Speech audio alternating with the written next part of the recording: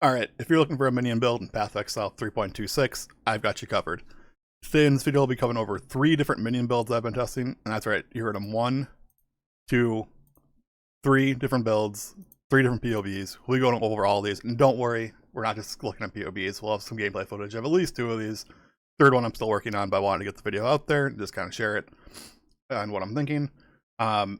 Minions are in the same, essentially the same spot they were last league. There's almost no changes. We'll talk over the changes that there were. I know someone's going to say BAMA Guardian got quality of life, and that's true, but it doesn't actually affect the build power, just the quality of life. So we'll be going over all these POBs and more coming up. These are all tested over my Twitch channel, twitch.tv/Ferks, link down below. While you're down there, click comment, like, subscribe. Let me know what you think of the minion meta, kind of where you're looking at playing minions if you are. I'll be talking about what I'm going to plan to do for league start as well a little bit at the end of this video, so if you want to see that, check it out. That being said, let's just go ahead and jump right into our first build. Alright, so the first thing I want to talk about is my Poison Golem Zombie Necromancer build from last league. This is a build I had a ton of fun building, putting together, figuring out the pieces too. And it's the first one I'm going to talk about because basically this build went completely unchanged with the patch notes for 3.26. This was the closest thing I think I've gotten to a minion walking simulator build that we've seen. Here you can see it tackling a T17. This is the final iteration of the build. And it was kind of like my end goal is to make this T17 viable. There are a lot of moving parts here between getting defenses for yourself, minions, enough damage to and the defense at the same time. And you can see here, we did pretty good. There are some T17 mods, of course, it couldn't tackle, but I just want to show the gameplay because this is literally all it is. It's just shield charging, walking, convocating. That's on automation. You can see basically in the skill bar in the bottom right, if my face isn't covering it, which it is, I'll move myself. That basically all the skills are just like not even active. All we do is press curse and shield charge, and here's it tackling the boss. See, I will die at the end of this because I'm standing in a drowning orb, but the minions take care of this. And yeah, it's good. Tons of defenses, T17 viable. And we're going to talk about that build first. So let's just jump into that. Pause this. So this is the end of the build tree. This is super end game. If you want to see a full like build diary of this, go back on my channel. I did like a league starter, a day 1 update, a day 2 end game build. So make sure to go check those out. I think they were really good and really interesting, kind of presenting problems and how I tackled them. But as I said, the main goal of this build was to figure out a way to get permanent minions with enough defenses that they can tackle T17s, and then also give myself enough defenses that I can do a T17 viably. And you'll notice like a lot of things, one of the other builds I'm going to talk about too is it really takes advantage of the unnatural strength node from Necromancer. This is incredibly powerful for any Fizz-based minion, and something that I think like isn't being talked about enough. This is a poison variant, so we're not doing crit, we're not doing anything like that. We're doing carrying golems, zombies. I'm not going to go super into detail of this build because we have a ton of reference points on it, but I'll leave the POV down below and a link to the final endgame build update video that I had from last league. Again, that was like 10 months ago, so. But this is the full setup. This is actually a full import of what I had on my character when I stopped playing this build, so go ahead, check it out. DPS numbers are actually going to be lower because it doesn't account for any of the BAMA Guardian stuff, but all that's in here. It's mostly configured correctly, so there you go. This is build number 1. Again, I love this build. This is a full walking simulator. Unfortunately, I think it's just like, if you're trying to tackle T17s quickly, this is not the build for you, to be completely honest. It takes a ton of gear to get your permanent minions in the point where they don't need to be like revived often. You can see here, we need like an impossible escape to get to like minion defensive nodes. Basically, all of my small medium clusters here use Dread March for additional damage reduction to minions. And even then, they still died sometimes. Like, the state of permanent minions is that they're probably just not defensive enough to viably play T17s with, but this is the closest I've gotten and did tackle T17s at least somewhat decently, so want to make sure to share this one. Alright, the second build I want to talk about for this patch is Skeleton Archers. So this is going to be another Necromancer build that's going to focus on using the unnatural strength node. I want to quickly touch on this. The fact that this gives you 100% chaos conversion and chance to apply wither makes any physical based minion should probably take this node, and just extremely powerful. It's the like free wither stacks is a huge way to scale your damage. So that's why you see me utilize it a bunch. But this is a Skeleton Archer build that focuses on not poison but just pure chaos damage and critical strike damage. This utilizes the fresh meat support gem. This is something I used immediately when it came out in patch 3.23 as a Guardian with Skeleton Mages, using it essentially the same way I'm going to be using it here, where if we can scale the skill effect duration long enough, we can go over to our calcs here and check out Skeleton Archers. They have a duration of 46 seconds on this PoB.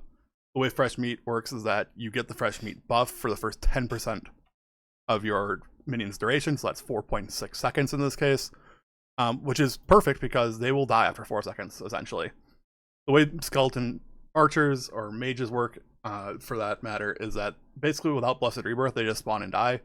Blessed Rebirth makes them immune to damage for 4 seconds, and then they start taking damage. So they'll die after 4 seconds, they'll have fresh meat the entire time, which is great. So what fresh meat does is the support gem here on Skeleton Archers is that it gives them plus 3.9% crit chance, crit multi, and adrenaline. So adrenaline is increased attack cast speed and increased damage. So this is incredibly powerful if you can get it to work, and that's why we're using it here. So this is a crit-based chaos damage Skeleton Archer build. Fresh meat is something I hyped up a ton when it came out, didn't see a ton of play, but starting to see a little bit more now, so I wanted to touch on it again. But this is the build I came up with. Basically, we're going to use the skill effect duration down here. I think this is kind of the neat effect here, is that we're using skill effect duration and also getting some spell suppression going, so we can try to get spell suppression capped on other gear or by annoyance, and there's some travel options as well. This is a super early endgame version. I would say like entering yellow red map-ish kind of area. I want to talk about some of the items on here. Basically, I'm using like some ones that are unique, like Ancient Skull, Lionized Vision. This can be like pretty price dependent, but I'm using it as a 5 link, so this isn't a 6 link even, and we're pushing out like 6.5 million DPS, which is actually pretty incredible. I want to talk about Lionized Vision real quick. If you're not using Lionized Vision, you actually need a source of Pierce on this build. If you're not using Pierce, mapping is going to feel awful. So if you don't use Lionized Vision, you do need to use like Pierce as one of your gems. As you can see, I'm using a 5 link. If I click on Withering Touch as my 6th link, we go up to 8 million DPS roughly. I was like super conservative with a lot of the configurations on this, so my minions aren't using power charges, aren't using frenzy charges. Just because of the way that the Skeleton Archers work and interact with the Host Chieftain and Power Chieftain Spectres, they don't get the charges right away, so it feels kind of weird putting it into a configuration. Really wanted to feel like we're not like padding these numbers, because actually I thought this like DPS number was like quite good. The downside of this build is that your effective hit pool is not super great. So without some really good investment, you really need to pick and choose what you're going to be invested into for defensive wise. I didn't want to go through figuring it out again. I know that like the setup I had on my carrying golem build could probably carry over to this. We're using like an Aegis Aurora, doing a full block setup. You have to rework some stuff on that tree. But I think for an intro, like getting to red maps, day 1, 2 of the league, this is a really good setup. And it's a playstyle I kind of like. This is like a totem-ish kind of playstyle where you essentially are placing your minions down. You like shield charge, place your minion down, shield charge, place your minion down. You spawn like 3 archers, they pretty much clear the screen. If you get the Vol version, you can use that to summon a ton of archers on the boss and clear out the damage. One thing to mention on boss damage is you probably don't want to use volley. Again, I use volley and Pierce basically on every skeleton, archer, or mage build just to help clear. On a boss, you can flip off volley. It does literally negative damage, so you flip on Withering Touch and you just do more damage. And those are replaceable. Again, this is a 5 link setup, so seems super attainable. Everything here is pretty figured out. We're using a carrying golem. Raised Zombie actually does a little bit of damage here too, if they stay alive. We're not investing in minion defense, so I'm not sure if this is super strong, if they'll stay alive long enough. But they do a little bit of damage because they do fizz damage. It's converted to chaos. It's pretty cool. You'll see they add like 700,000 damage. It's not nothing, but it's there. Haste, Determ. This will definitely get you through red maps, be probably good for T16s, but I don't think this build can push T17s without some really major investment. So that's my thoughts on Skeleton Archers build, but I was theory crafting this for probably a month, so I just wanted to make sure we get it shared. Alright, so the last build I want to talk about is BAMA Guardian. This is one I was recently testing on stream, and I just wanted to share kind of like the playstyle. This is just getting into Act 9. I actually farmed out the BAMA gem, Mirror Arrow, Bombarding Clones in Act 3, and just kept playing. This build is pretty incredible just because of how powerful it is. Playstyle is questionable, and that's kind of why I wanted to make sure to share this gameplay, and it's one of the reasons I stopped playing this before I even got to maps in this run. But I'm literally on a 3 link and a bow I found in Act 3, and it just like clears screens without me looking. The first 2 Guardian ascendancies are incredibly powerful. They can carry this build literally until red maps. I'll talk about why I'm choosing Guardian on this instead of Necromancer in the PoE description, but I want to make sure to show some gameplay of what this looks like in this kind of endish of campaign, and then this is what it would look like beginning into maps. So it's literally just walking and right clicking. It's super easy. I press my Guardian once in a while and he pops up, and we just kind of keep running. So super easy play style. I'm going to talk about why I don't particularly enjoy this though now. Alright, so this is the POV I put together for a BAMA Guardian start. Guardian actually got a rework on this node that I added into the config, so make sure you check that out. That is 50% increased restoration as you use skills, kind of big. I wanted to play with that. Since we're not using a shield build, the block nodes kind of felt a little weird. Then I just really wanted to try this out and what we can build around that. I always say that Guardian is like probably the strongest first 2 points in the game. This is 20% damage reduction and basically a minion that can AoE screen clear the entire screen with a dot, and then triple damage aura for free. So these are like two incredibly powerful nodes. Why I like this on BAMA is because you are just adding a ton of flat damage. BAMA scales incredibly well with flat damage. As I showed in the video, I was literally running this build with a 3-link and a bow, and I found an Act 3, and I was already in level 60 in Act 9. So super strong. The one thing I don't like about this is the delayed damage. The delayed damage starts to feel really, really bad to me. I started to feel that playstyle hit me really quickly.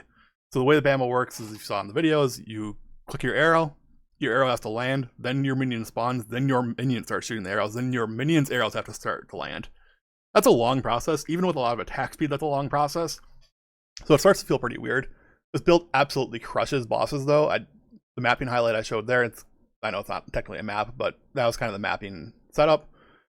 The other problem with this build, you're a bow and arrow build. I just like not a fan. In the current meta of using bow and arrow, I think shields are like way too strong, and then you end up in a weird spot. So like even my like effective hit pool isn't very high on this build. I didn't even finish out like POB in this, but I kind of put together what build concept would look like for me. I put in some super low tier like items, just kind of getting a general DPS number. Didn't even finish out the gear, and we're already at like 5 million DPS.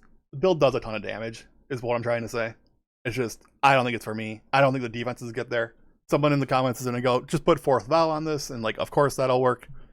But, I don't know. The build wasn't for me.